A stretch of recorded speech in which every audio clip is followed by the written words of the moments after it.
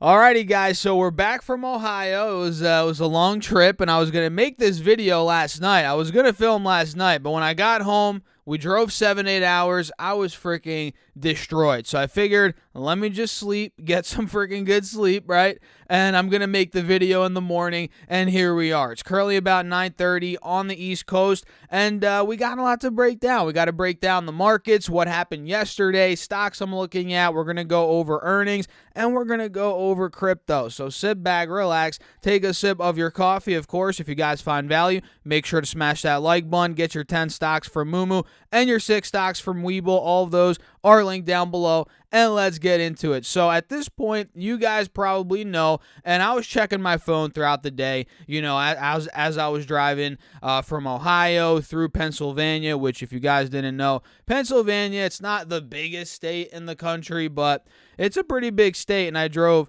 we drove all throughout it. As we were driving, taking the rest stops, I was checking my phone, and I was like, holy crap, the NASDAQ's up. It was up 1%. Then the next time I checked it, it was up 1.4%. Then it was up 2%, 2.4%, over 3%. I was like, oh, it's one of those days in the markets, right? We ended up seeing, get this, guys, the NASDAQ go up 3.5%. And you guys probably already know this, but we're going to be recapping it in this video, right? SPY went up 3.2. We had the Dow up 2.7. And we had, let's see here, the Russell. I'm not sure what the Russell did. It's not saying it here, but I'm assuming it went up over 3%. We had the VIX down 6.3%. Gold pretty much broke even, as we had silver up 0.4%. So it was one of those days, rip your face off type of rally days. We can see here SPY's breaking out on the 20-day chart as of now. That started a bit on Thursday, but obviously on Friday it completely accelerated. We're above the moving averages. We're seeing a golden cross here. Same thing on triple Q, right? Look at this. Golden cross above the moving averages. The ascending triangle we called out here a couple of days ago, I think 2-3 days ago, that clearly played out. So at this point, are we full-fledged breaking out? The answer is no, because if I pull up this 4-hour chart, look at this. We are right at the 180 moving average, which time and time again, this has been resistance throughout the whole bear market, even before it officially became a bear market. Because look, here when triple Q hit 408 back in November, when did it officially get in a bear market? I mean, when was that? Back in, it seems like it was right around here, February-ish, right? That's where we got into that official bear market on triple Q. Even before that, we were getting rejected by the 180 moving average, and pretty much since that point up until now, the end of June, we've been still getting rejected. So I'm not convinced quite yet that we're going to break out of here. I think we had a much-needed rally in the markets after we had that destruction earlier in June, the first half of June, heading into about pretty much a week or so ago. I mean, we had that destruction, so this relief rally makes sense, but at this point, we're going to be facing a lot of selling pressure. I really believe that at 295 to 300, and who knows, maybe we do break out of there. That's totally possible, but we're not getting that, the confirmation quite yet. Same thing here on SPY. Let me show you, and then we'll dive into crypto, guys. So stick on throughout here. SPY ended up closing right under that 180 SMA as well, which has been resistance throughout the entire bear market and even before the bear market started, obviously. So yeah, I'm not convinced. I mean, this looks like a bull trap at its finest. So what do you guys think? Let me know your thoughts in the comments. Seriously, do you think this is a point where it'd be wise to maybe add some SPXS or something like an SQQQ? Is it wise to look at these now or not yet? And for me, I'm kind of waiting. I'm in that not yet approach, because who knows? Maybe Monday we get a breakout again. We got to be careful. But if we start getting some selling pressure Monday, SQQQ, SPXS, those might be worth watching, in my humble opinion. And as always, guys, I'm not a financial advisor. I'm not telling you what to buy, because these are very risky, and you got to trade at your own risk, as always. So with that being said, let's see if we can hop over here to Webull and see what's going on when it comes to good old crypto. So obviously, we saw the stock market run. the crypto market ran as well, right? So let's pull that up and see what's going on. You can see Ethereum currently, when I'm filming this video, is at 1193, and it's actually down. Wait a second, is it down? Is that on the day? Yeah, it says it's down about 2%. Okay, that makes, well, I guess that makes sense. Bitcoin and Ethereum, they're very volatile. So this, it looks like on the intraday here, hit about 1240 yesterday. Wow, $1,240 per Ethereum. That's pretty crazy. Now it's at 1197. And overall, is this breaking out like we covered on NASDAQ and the S&P 500? Those aren't quite yet breaking out.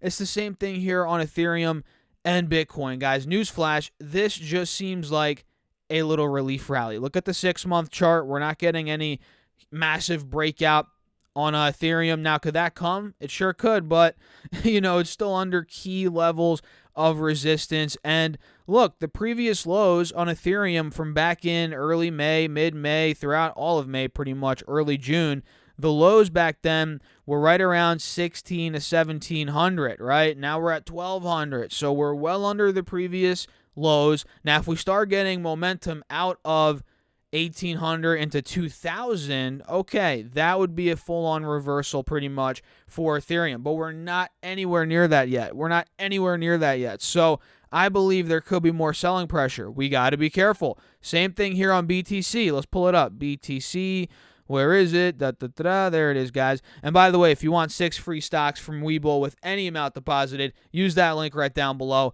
You can get 6 free stocks, and that ends, I believe, at the end of June here. So make sure you guys get your free money. It also helps out the channel. And let's talk about BTC. So we all know this hit 17.5 about a week-ish ago, roughly, when we had capitulation, whatever you want to call it. We had a bunch of selling pressure, right? And now it's at 21.1. It's down about 0.3% on the day. And like Ethereum, this is the 3-month chart, by the way. Like Ethereum, this is not above the lows from May throughout the beginning of June. You guys can see Bitcoin during that time period held 25,000 to about 28 on for support. And here we're well under that. So if we do get buying pressure, Bitcoin above the mid-20s, above 30,000, which I don't really see happening here in the short term. I mean, it could happen. Who knows? Maybe if we rally for a couple of weeks, that probably could happen. But it's not really, the charts are not showing me that yet, like I showed you guys. And until I'm proven otherwise, I'm sticking to what we got now, which the downtrend's still continuing.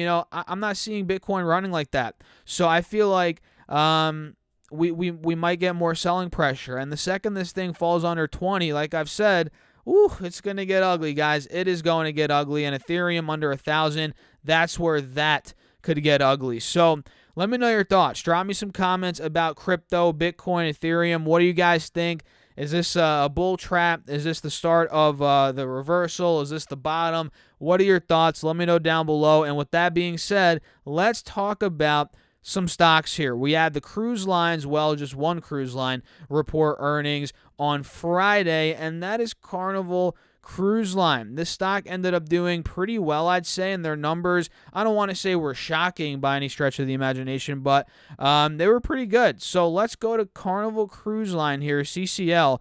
They ended up reporting a GAAP loss of $1.61 a share. So, I mean, their EPS was not good because that's wider than the analyst estimate for a loss of $1.08 a share. And revenue was $2.4 billion, increasing by nearly 50% from the first quarter, which is good, but below the projections for $2.76 billion. Okay, and that's according to FactSet. So they actually did miss on EPS and revenue, but the stock went up 13%. And you guys can see recently the stock was at $8.70, and just a couple of days later, it hit almost $11. It actually might have hit over $11 in the aftermarket hours. Actually, yeah, it does look like it did. It did that yesterday after the bell. So CCL's occupancy, this is probably where, this is the good news. Well, I would say, guys, year over year, these numbers obviously are crushing it, and they're slowly getting back from that COVID, right? From what happened with COVID. Obviously, cruise lines got hit. But now if we have this recession coming up, which I believe we're already in a recession, how is that going to hurt CCL? That's kind of an unknown at this point. But occupancy in the second quarter was 69%, up from 54% in the previous quarter. Not too bad. Customer deposits, in turn, increased $1.4 billion to $5.1 billion as of May 31st, up from $3.7 billion at the end of February. So not too bad. And as of Friday, 91% of the company's capacity was in guest cruise operation, while booking volumes for future sailings in the second quarter were nearly double booking volumes during the first quarter. Pretty good. 5 of Carnival's 9 brands now have their entire fleet back in guest cruise operations. So they're not fully maximized. I mean, 5 of Carnival's 9 brands now have their entire fleet back, but they're getting there. And again, this recession is kind of throwing a big wrench here. Let's say we didn't have a recession. The economy was actually doing very well, booming, no inflation, all that stuff. CCL would be a lot higher of a stock price than it is right now, in my opinion, because they'd bounce back even more aggressively. Because now with the recession, and like I said, it's kind of throwing a wrench into businesses like CCL. But I think they're gonna do. I think they'll make it through. I mean, if they made it through COVID, guys, I mean, they're gonna make it through this recession, in my opinion. I could be wrong, but call me crazy. These ships were literally not operating during COVID, and they made it through. Now in a recession, less people might go to CCL and ride these cruise lines, but they're still going to be operating at the end of the day, right? So that's the key difference. So CCL at this point, like the markets, it's been doing pretty well the past couple of days, but now we're at a big resistance on the 4-hour chart, the 180 SMA.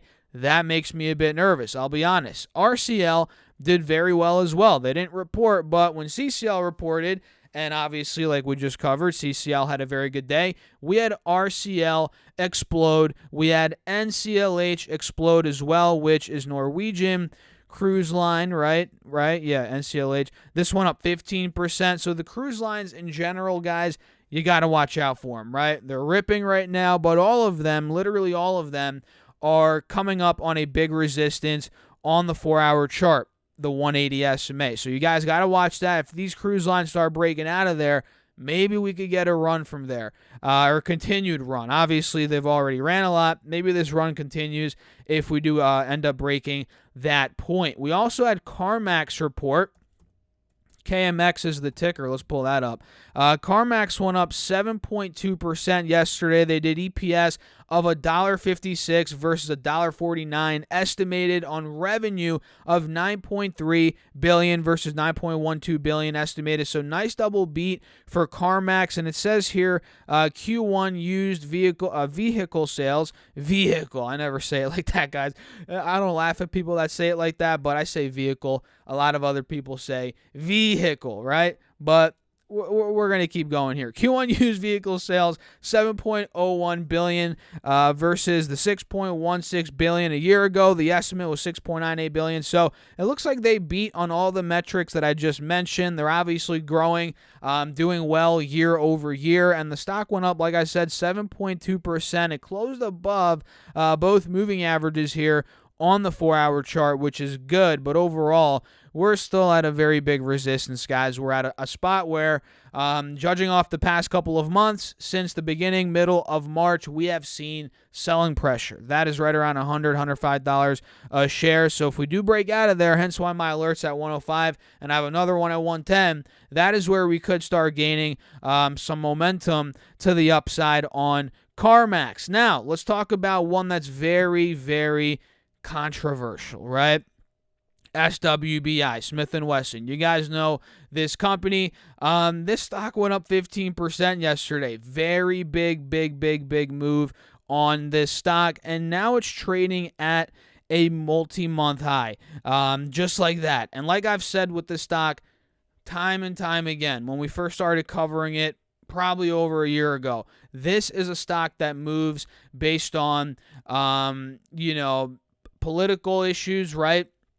It moves on laws that could be passed and so forth. And recently, I think, what was it, yesterday? Or just recent, I forget. Honestly, guys, I drove like 10 hours yesterday. I wasn't really in tune with things that were going on. But something passed yesterday for, let's see here. Something about Smith & Wesson anticipates boost after Supreme Court on GUN control. Yeah, it's all about politics, right? At the end of the day, that's what's moving this stock. And they also reported numbers now that I'm reading it here. 82 cents versus 69 cents estimated, that's adjusted EPS, on revenue of $181.3 million versus $179.85 million estimated. So they double beat. They also raised their quarterly dividend, which that's good. That shows strength in earnings, okay? They raised that from 8 cents to 10 cents, which, what is that, a 20% pop? That's pretty solid, I would say. So at this point, it's breaking out, and we got to watch it as it's breaking out. Point blank, period. I mean, we took out the moving averages with this big move.